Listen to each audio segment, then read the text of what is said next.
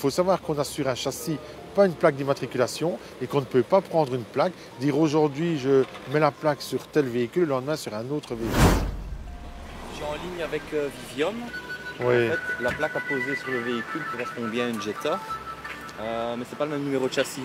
Donc monsieur joue avec la même plaque pour une Jetta, mais joue avec deux Et véhicules. il a une autre Jetta? Il a une autre Jetta, ouais, pour laquelle la plaque est attribuée, et celle-ci, le châssis ne correspond pas. Donc, Bonjour. Vous avez deux véhicules du même type?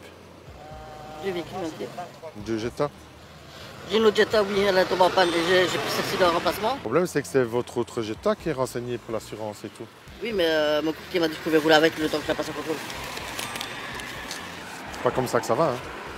Oui, je lui ai dit. Il fallait une sur mon châssis. En plus de un défaut de contrôle technique. Ah oui, parce qu'en fait, je vous explique. Je vais passer au contrôle aujourd'hui. J'ai pris rendez-vous pour ce que c'était aujourd'hui. Et au matin, quand je me suis préparé pour aller la préparer, je me suis rendu compte que c'était pas juste le jeudi 6, c'était le jeudi prochain. C'est parti aujourd'hui au contrôle, à 11h. De toute façon, ici, vous allez avoir un gros souci, hein. Le véhicule, il va être enlevé, hein.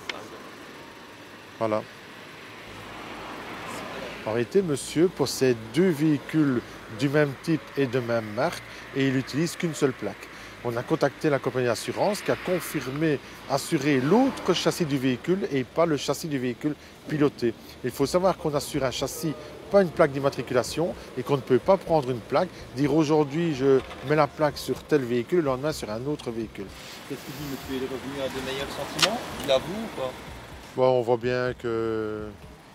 Il explique que véhicule de remplacement, c'est pas ça un véhicule de remplacement. Et que son courtier lui a dit qu'il pouvait, mais ça...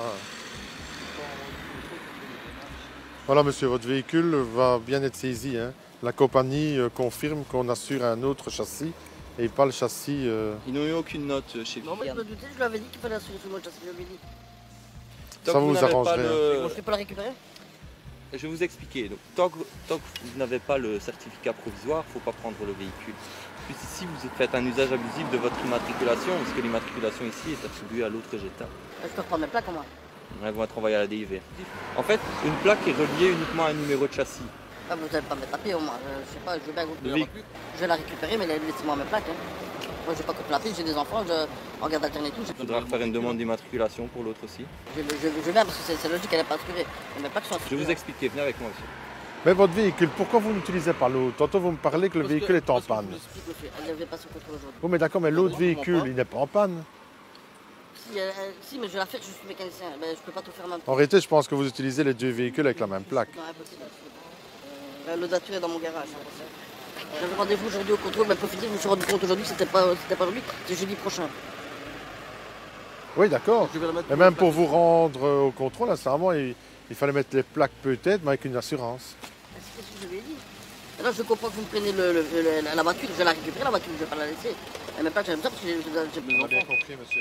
Au niveau du dossier, c'est toujours l'autre numéro de châssis qui est renseigné. Vous imaginez en cas d'accident, la personne va peut-être même faire confiance, donc la partie adverse va faire confiance et va remplir un constat amiable, voyant un véhicule de telle marque et tel type.